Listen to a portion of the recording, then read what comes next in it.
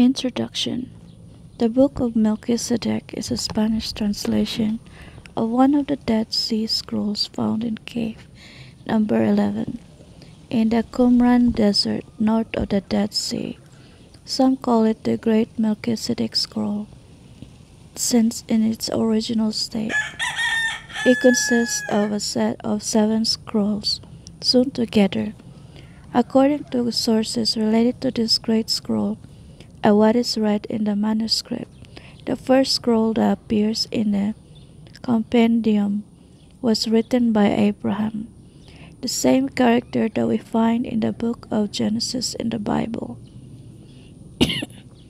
This scroll was recorded by the hand of Abraham in obedience to Yahweh's divine mandate, and narrates the events that occurred time before and time after the great liberation that Yahweh carried out through Abraham and his shepherds.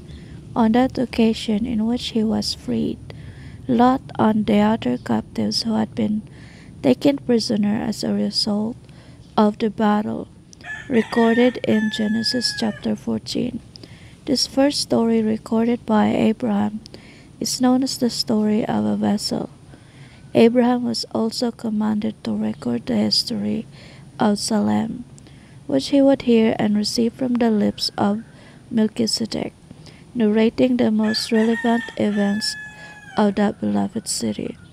Chapter 13 of the Salem story is a direct connection to the next story called The Story of the Universe, as that chapter explains the context in which the revelation was received through the angel of light. This history we understand from the reference of the source, and according to what is recorded in these scrolls, was written by Melchizedek and recorded in 6 scrolls that were sewn one by one together with the first scroll written by Abraham. The history of the universe is a revelation that Melchizedek received through a luminous angel or angel of light, and which was recorded in those 6 rolls for 6 years. Chapter 13 of the Salem story is a direct connection to the next story called The Story of the Universe, as that chapter explains the context in which the revelation was received through the angel of light. This history we understand from the reference of the source, and according to what is recorded in these scrolls, was written by Melchizedek and recorded in 6 scrolls that were sewn one by one together with the first scroll written by Abraham. The history of the universe is a revelation that Melchizedek received through a luminous angel or angel of light, and which was recorded in those 6 rolls for 6 years. Chapter 13 of the Salem story is a direct connection to the next story, called The Story of the Universe, as that chapter explains the context in which the revelation was received through the angel of light. This history we understand from the reference of the source, and according to what is recorded in these scrolls, was written by Melchizedek and recorded in 6 scrolls that were sewn one by one together with the first scroll written by Abraham. The history of the universe is a revelation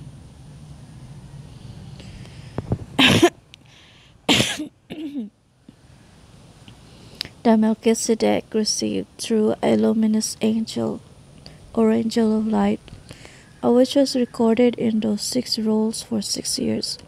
We understand from the reference of the source, and according to what is recorded in these scrolls, it was written by Melchizedek and recorded in 6 scrolls that were sewn one by one together with the first scroll written by Abraham.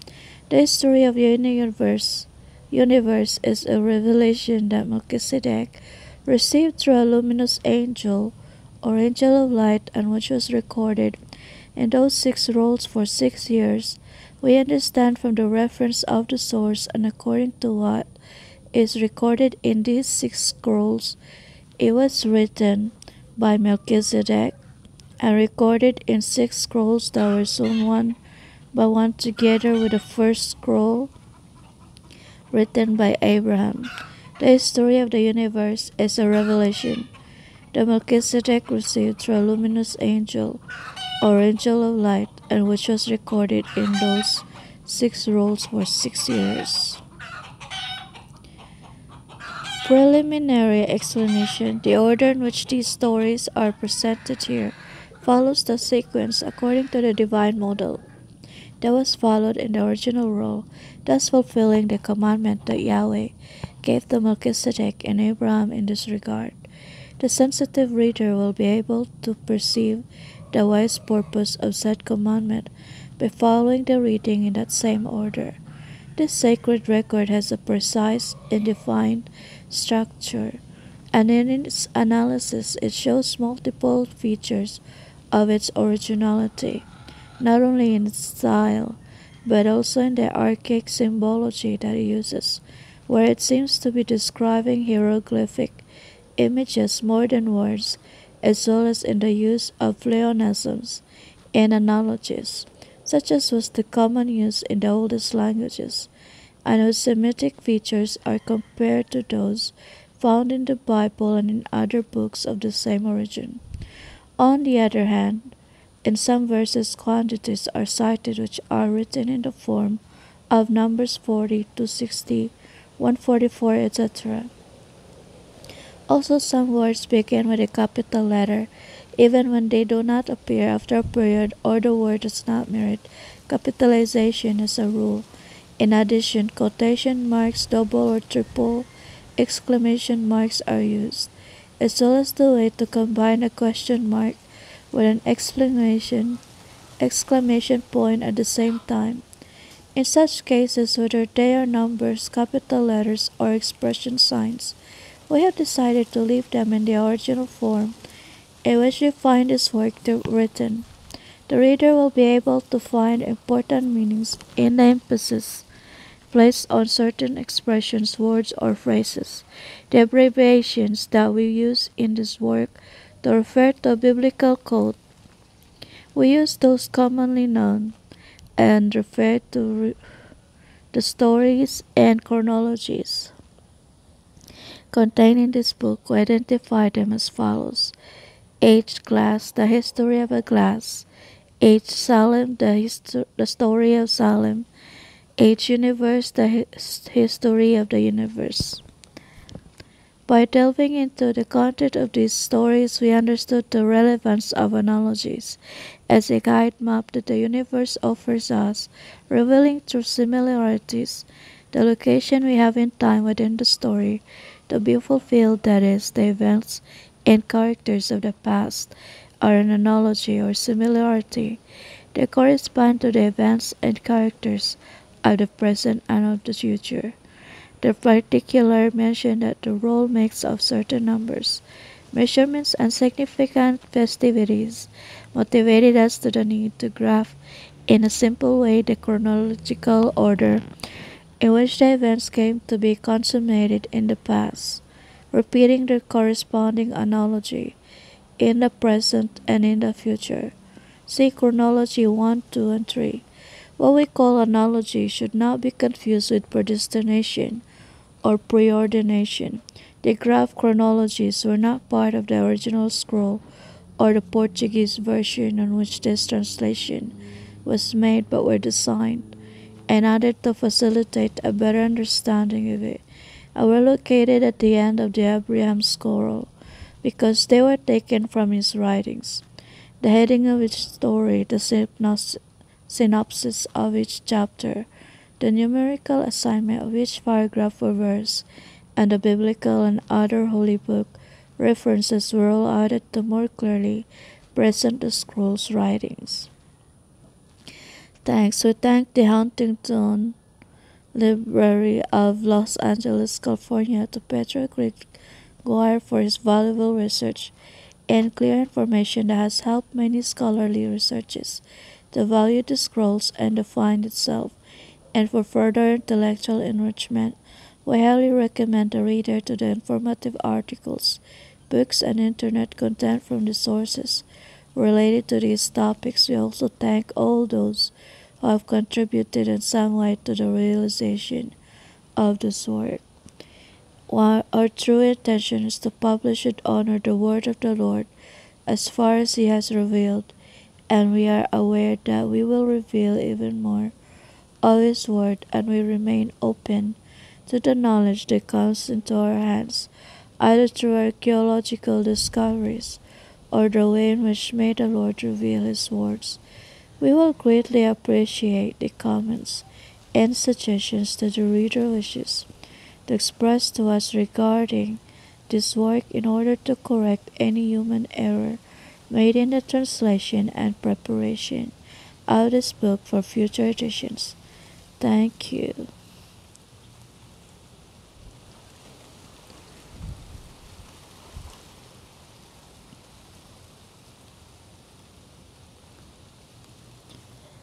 The Story of a Glass. An account written by Abraham. Abraham, having received Yahweh's commandment, writes in a scroll the events that gave rise to the story known as the story of a vessel, which narrates the events that framed the great liberation that the Lord carried out through Abraham, his pastors and allies. See chronology 1, 2, and 3. Chapter 1. Abraham is informed of the battle in which Lot and many are taken captive. Abraham receives commandments from the Eternal in order to carry out the great liberation, that is, summon and prepare his shepherds, and prepare a vessel with special characteristics.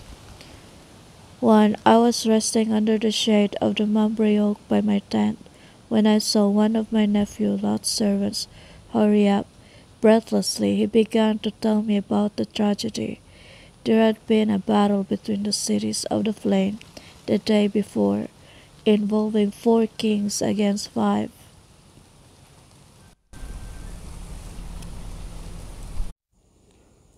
As a result, Sodom was defeated and many of its inhabitants taken captive, including my nephew Lot. The news left me very distressed, because at the same time that I felt that it was necessary to come to his aid, I saw myself weakened without any conditions. 2. I have always been a peaceful man, and I detest those who shed blood. I have many servants, but few know how to handle swords and spears, since they have been trained as shepherds since childhood. Instead of swords and spears, they wield staffs with which to lead the herds. Instead of shields, they carry glasses on their waist, always full of fresh water, to quench their thirst and refresh the afflicted sheep. Instead of wine to get drunk, they carry small jars attached to their belts with olive oil, with which they anoint the wounds of the flock. Instead of resounding trumpets, they blow little horns, with which they summon the flock to the corral. 3. Imagining what a combat between my servants and the armies of those 5 victorious kings would be like, I began to laugh. As I reflected, the voice of the one who always guides me rang in my ear, saying, For Abram, Abram, do not underestimate the instruments of the shepherds, because sanctified by their sacrificial fire, they will have to conquer the great liberation. 5. The Eternal began to give me orders, making me advance by faith, without knowing how such liberation would take place. 6. The first step was the convocation of all the shepherds who, leaving their flocks, went to the Roble de Mamre, bringing their pastoral instruments. There were 600 shepherds in all. 7. I ordered the jars to be emptied. placing the oil from the jar in them. 8. After they had fulfilled this order, I asked each of them to take the wool of a sheep, mixing it with the oil from the jars. 9. After these things, Yahweh commanded me to take a large clay vessel, filling it halfway with olive oil. 10. At the end of this task, the Lord commanded me to make a long wick of wool, twisting half of it into the oil and leaving the other part caught on top of the glass. 11. After these things, Yahweh commanded me to light the wick with the fire from the altar. As I approached the sacred fire that was still burning over the morning sacrifice, a small flame jumped towards the wick, and little by little it fed on the oil until it became a blaze that could be seen from afar. Chapter 2. Abraham carries the glass on his shoulders, sufferings and trials on his journey. Many cannot bear the shame and abandon Abraham, Sarah's disbelief. 1. With the glass on my shoulders, I began a walk towards the cities of the plain, accompanied by the shepherds. Then mockers began to emerge, who, seeing me with that incandescent glass in broad daylight, began to say that I was crazy. As this news spread, many came to meet me, bringing advice for me to abandon that glass that would be capable of destroying my entire reputation and dignity in front of all of them. 2. When I told them about the armies and about my joint mission with the pastors, they concluded that I was indeed crazy.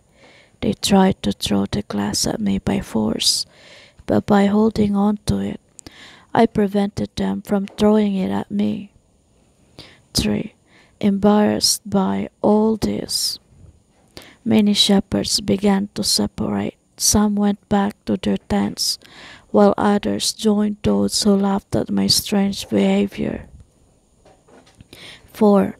Feeling alone with that heavy glass on my shoulders, I began to worry. I longed to find someone with whom I could share my experience, but everyone gave me disapproving looks.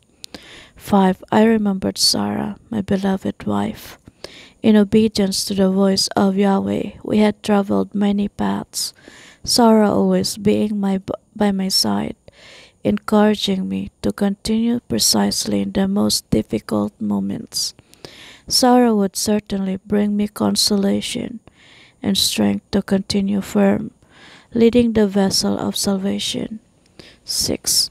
As I walked down the path thinking about Sarah, I saw her in the middle of the crowd, addressing her. I was surprised and discouraged to see in her eyes the same contempt of those who called me crazy for driving the flame that had come off the altar in broad daylight. 7. Remembering the order of Yahweh that I would have to free my nephew Lot, I walked alone along the road by putting myself in the place of those who called me crazy. I agreed with them because under normal conditions, no coherent person would leave the house without a defined course, carrying a glass with a flare on their back in broad daylight, claiming to be marching against the armies of 5 kings to free a relative. It really implies that it is the manifestation of a great madness. Precisely like this, under the resentment of all the humiliations and words that were spoken against me, I advanced towards the unknown valley. 8. All that mockery was finally diminishing as I distanced myself from the oak of Mamre. 9. Many doubts about my future began to come to my heart. He was sometimes afflicted with the thought that everything he had experienced, from the summoning of the shepherds up to that moment, might in fact be demonstrations of madness.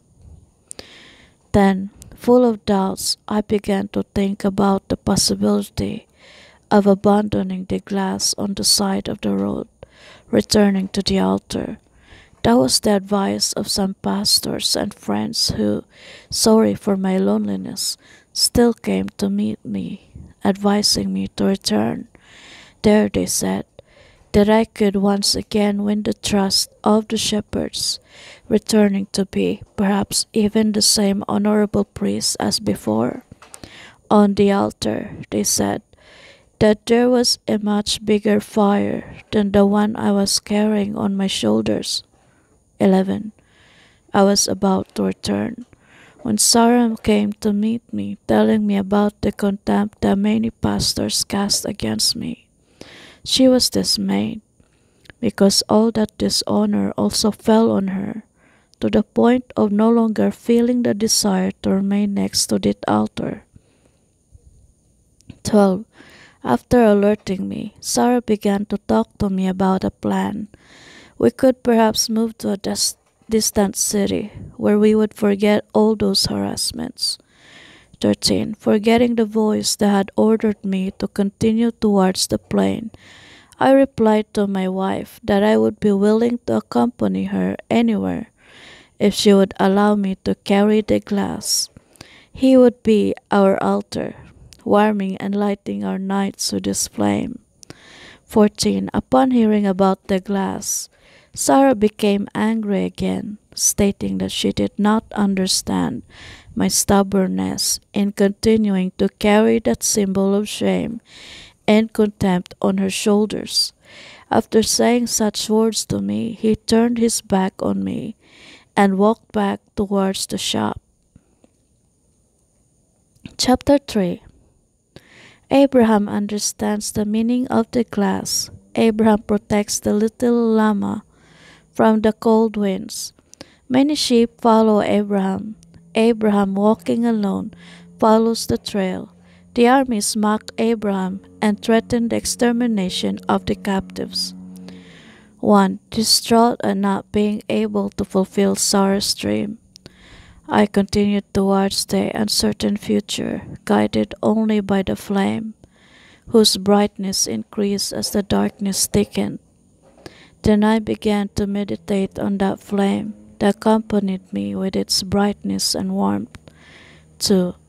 I was used to seeing the sacred fire enthroned on a great stone altar in the midst of the praises of many pastors, among whom I stood out as a teacher and priest.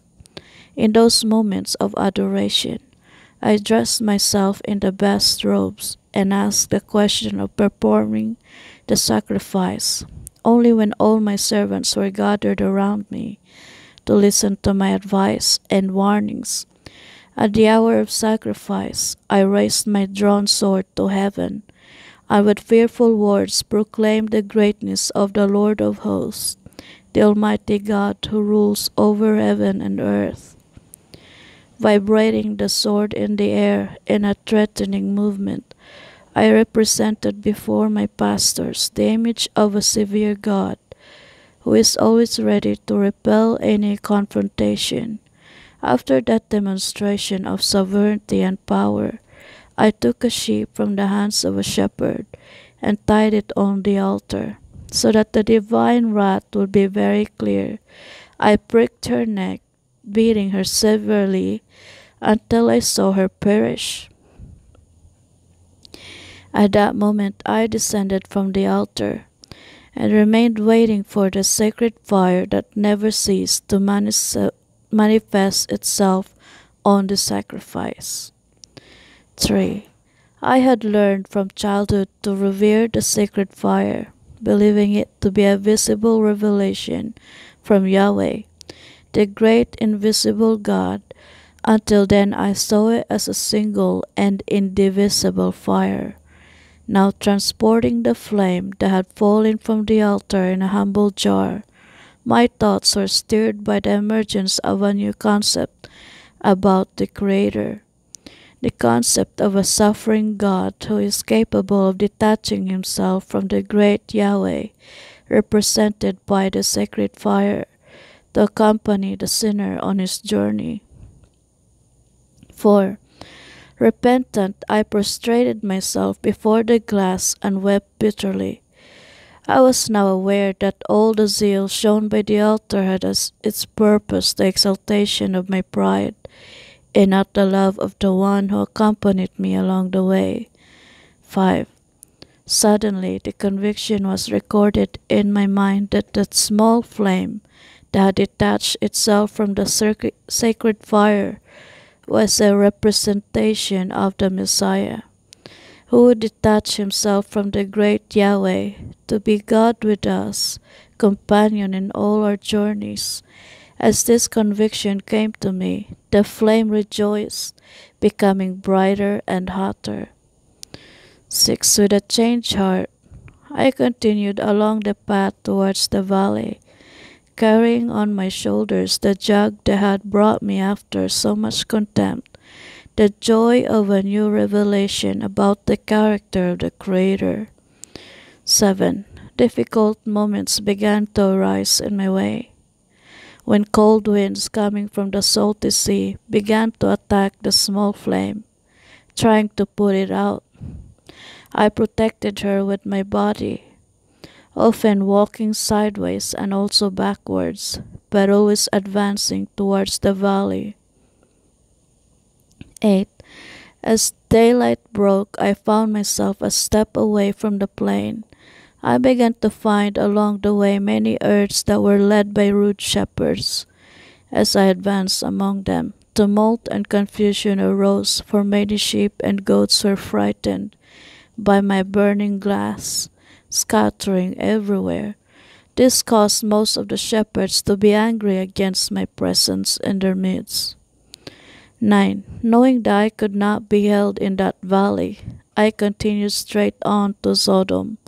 As I walked along, something interesting began to happen.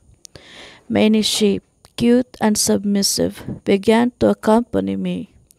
They were few at first, but little by little their number increased, until I began to walk with difficulty, due to the large number of sheep that followed me. In the distance, I could see the shepherds, enraged by the loss of their most beautiful sheep. 10. Arriving at the city of Sodom, I found it empty and devastated. Following the tracks left by the armies and by the multitude of captives, I got closer and closer to the target of my mission. Arriving in the countryside of Dan, I could see in the distance the great camp of the soldiers at the foot of a hill, and hurriedly I made my way there, leading my new flock. 11. From the top of the mountain I was able to see the entire camp. There were thousands of soldiers commemorating their victory. Meanwhile, hundreds of captives lay huddled in the middle of the camp, humiliated and without hope. Before that scene, I was imagining how the liberation could be performed. 12. My presence aroused the curiosity of some soldiers who, seeing me with a fumigant glass, approached and began to make fun of me. When they asked me the reason for my presence there, I told them that I had come to free my nephew Lot. My words became the subject of many jokes throughout the camp. After this, they began to taunt Lot. 13. In a short time, all that mockery turned into cries of revenge, and they proclaimed that the next morning all the captives would be exterminated, starting with my nephew.